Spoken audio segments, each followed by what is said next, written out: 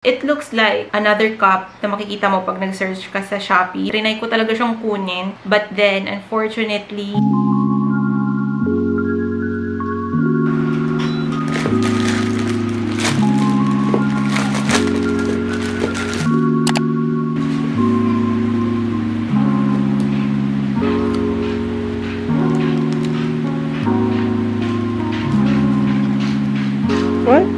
What?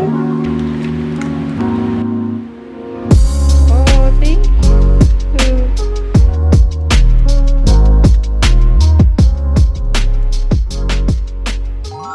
Hi everyone and welcome back to another period-related vlog dito sa aking YouTube channel. My name is Nikki and in today's video, I'm going to be sharing to you my experience using the Higala Disc and yung Higala Cup. Last month, after kong makapag-try ng different cups guys for the past 6 months, ito na yung pang 7th cycle ko by the way. Medyo na-disappoint na ako kasi wala pa rin talagang nakapagbigay sa akin ng leak-free from first day, second day, up to the third day. Meron naman akong mga leak-free moments pero hindi siya ganun ka-consistent with the cups, especially for first day and second day. Talagang na-frustrate lang ako with the leakage. So, kaya ako nag-decide na bumili ng menstrual disc. So, after ng period ko last month, bumili na agad ako ng dalawang disc. Yung first disc ko was the Luma disc. And then, pagtingin ko kasi dun sa Facebook group ng Menstrual Cup Philippines, meron na agad akong nakita na bagong release ng Higala disc. Ito talaga yung brand guys na hindi ko siya masyadong pinapansin before, to be honest. Because, marami kasing mga brands na nagsulputan ngayon in the local, menstrual cup market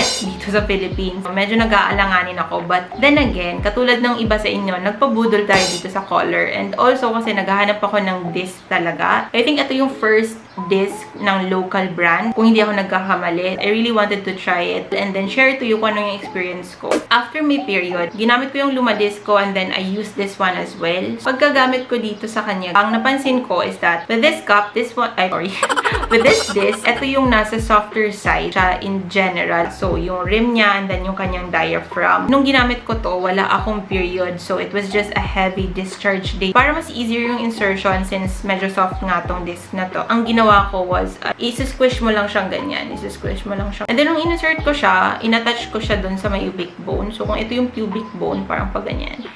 Ginanyan ko lang siya dyan. Ganyan. Sabit lang siya dyan. Ganyan. And then, I wore it for a few hours. Siguro, let's say, 5 to 6 hours. Super comfortable niyang suot. Kasi wala akong naramdaman. Siguro, siya yung kailangan kang mag-timer kung ikaw yung tipong forgetful ka. Kung wala kang mga cramps and everything. Ang ginawa ko, nag-timer talaga ako noon. Pagkakaalala ko. Kasi wala akong period eh. So, basically, wala akong cramps. And it was very comfortable inside me. Nung nag-shower na ako, kinuha ko siya. And then, madali lang naman siyang na-remove because at that time, hindi na siya nakaganito sa aking pubic bone. Nakaganyan na siya. Parang ganyan. Pero hindi naman siya totally nakalabas. Parang nakaganyan lang siya. Ako sabi ko, ito yung sinasabi nila na pag gumagamit ka ng disc, medyo maluluwa siya, ganun. So, ang ginawa ko, nung pagka-reinsert ko sa kanya, pinasok ko talaga siya sa loob. Pero pinasok ko siya sa loob. Hindi ko na siya makuha.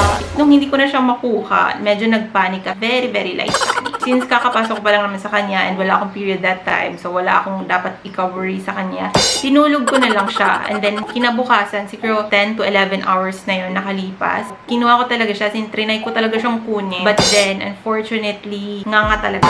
In 30 minutes, mahigit na. Magwa 1 hour na ako, tinatry ko siyang kunin. Pa iba-ibang position, nag-take na ako ng break, nag-relax na ako, nanood na ako naman kung ano-ano within an hour. Wala pa rin talaga. So, ang ginawa ko, tinawag ko yung boyfriend ko, siya na yung pinakuha ko dito sa disc. Imagine that. Pero hindi naman ako natakot. It was just that, it was like funny in a way na medyo, yeah, it's just a bit TMI, pero it's the truth na pinakuha ko talaga siya sa boyfriend ko because wala na ako ibang maas. Pwede naman ako pumuntang OB, pero diba, ayoko lang gumastos ng pera para doon. And ayoko na mag-explain. So, sabi ko na, sige, kunin mo na total. Wala naman akong period na. Hindi ko siya natanggal because para talaga siyang na-stuck siya.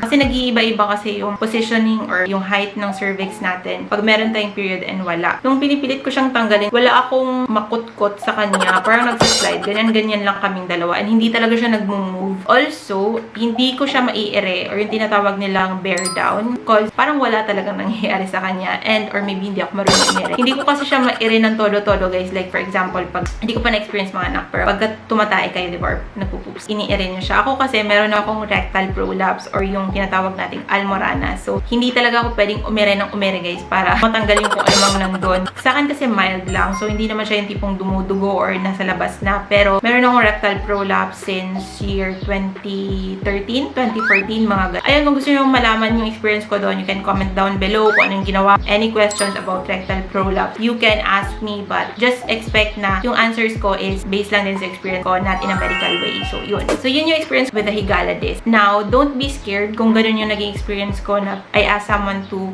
get it for me. Kasi, again, iba-iba naman tayo ng body. So, yun, iba-iba tayo ng experiences. Huwag nyo namang isipin na with this one, masastuck lang talaga siya sa inyo or this is not a good disc. Because, nakita ko din, merong nag-review doon sa Menstrual Cup Philippines na super positive yung kanyang review. And maybe ako lang talaga yun. Gumamit ito na nag-stock. Taas pa naman ang expectation ko dito. Sa totoo lang. Ang taas-taas na expectation ko talaga dito, guys. Pero first use pa lang naman yun, hindi ko na siya ginamit ulit pa.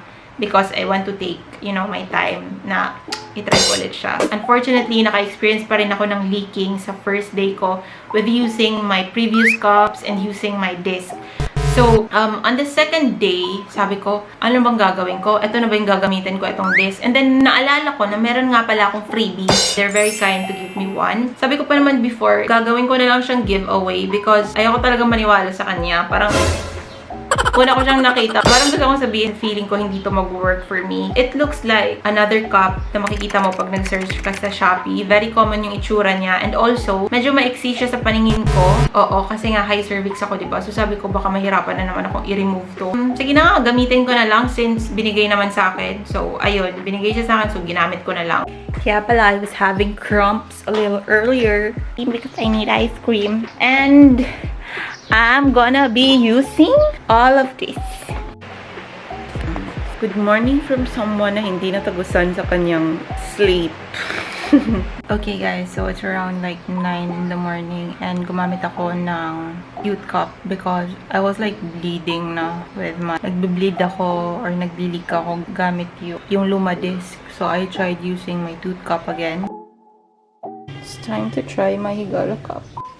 I just tried my Higala cup and it was by far the easiest one to pop. Like it didn't really like pop immediately, but it opened inside me. Surprisingly.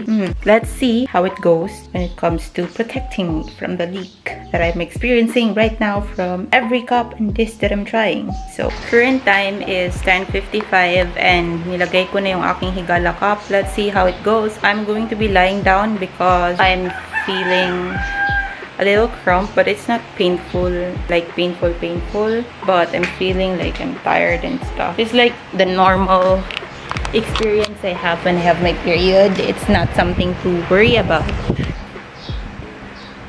Going 30 minutes and not a single freaking drop of blood in my undies. But again, sometimes, you know, there's just this one. Nagkumatching pala ako guys ng ilang beses. So I don't know. Let's try to look quick. So far, guys, habang ginagamit ko yung Higala cup, wala pa rin akong leak. Yes, kanina nag-leak lang siya like nung umihi ako. Pero ngayon, kanina tsaka ngayon, hindi rin ako nag-leak habang nakahiga, ganun, as in zero leak. So, I'm quite surprised. Time check guys, 2:21, second day. I hate this. I hate to say this, but wala pa rin ako leak. Wrong with Higala cup. Wala talaga akong leak guys, and it's so weird because freebie kasi siya nung bumili ako sa kanila ng menstrual disc. Kasi nga sabi ko, di ba, magsa-switch na ako from using cups to disc. And then, kahapon, luma disc yung ginamit ko. And okay lang naman siya, hindi ganun kalala yung bleeding niya. But then today, nag-bleed talaga ako kasi nga it's second day and I don't think it can handle, or maybe it's just me and my placement, I don't know, but naano lang ako kasi diba parang whole day na naman akong mag-figure out about the disc. And so I tried the different cups. So kanina nag-try ako ng youth cup, nag-try rin ako nung leak cup also, and then nag-leak lang ako. So currently I'm trying the Higala cup and Siya lang talaga yung nag-pop, guys. As in, pop open talaga siya sa loob. So, yeah. Not a single spot of blood. Seriously?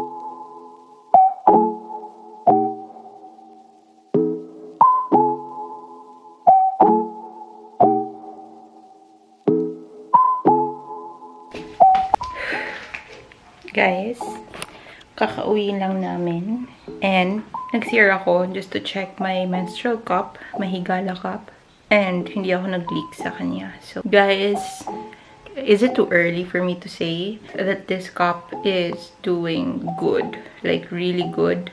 Before inserting it, guys, yung tipong nakaganito ako sa toilet. Ano kayang sasabihin ko dun sa seller na hindi siya ma-offend o hindi siya ma-hurt kasi yung base, a bit soft, nahirapan akong tanggalin na may second insertion. Ano kayang sasabihin ko kung may freebie ko pa naman? Ano kayang sasabihin ko na maganda sa'yo? Parang, di ba, ayoko kasi talagang magsinungaling, lalo na sa mga ganito. Alam mo yun, ayoko maging plastic. Pero, ayoko din namang maging good, kumbaga, parang ganun. So, ayun na, trinay ko siya, guys. And, na-surprise ako kasi, nung in-insert ko siya, punch down yung ginamit ko, pa ganyan. Sorry, hindi kasi lubricated yung ano.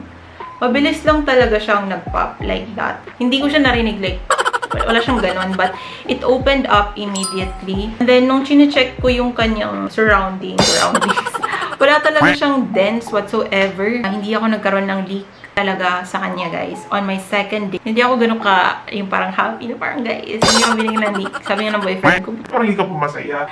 kasi nga, diba, kung alam ko lang na ito lang, di sana ito na lang yung binili ko. Hindi na ako nagpa-disc. Minsan talaga, hindi mo na-expect na yung mga bagay-bagay, hindi pong judgmental ka masyado. Medyo skeptical pa ako na parang, hindi naman to. Kasi, kita mo yung itsura niya, guys. Sobrang common yung itsura niya. Again, tinitignan ko kasi talaga yung sa PACII quiz, yung mga diameter, ba, ek. Ang dami kong tinitignan ng mga ganong ek. Dami kong figure out. Sa search, ganon. But, okay lang pala yung sagot. Normal lang siya. Wala siyang kakaiba. Hindi siya kakaiba, kumbaga sa paningin ko. And maybe sa paningin ninyo. Yung nasa loob ko siya, guys, wala akong nararamdaman na anything like pressure or pain or what, cramps. Wala. Also, I was a bit scared because this one is like a shorty cup. It just takes time kasi kailangan ko munang i-adjust. Hindi lang siguro siya ganun ka preferred when you have a high cervix like me. Kasi hindi siya yung tipong pag-insert mo ng kamay mo, andun na agad siya. Parang kailangan mo pa siyang kalikutin ng very, very light doon. Yung kanyang stem, kahit na nakakatakot kasi maiksi lang talaga yung stem niya. Medyo makakapal yung mga linya-linya. Yung grip is medyo pronounced.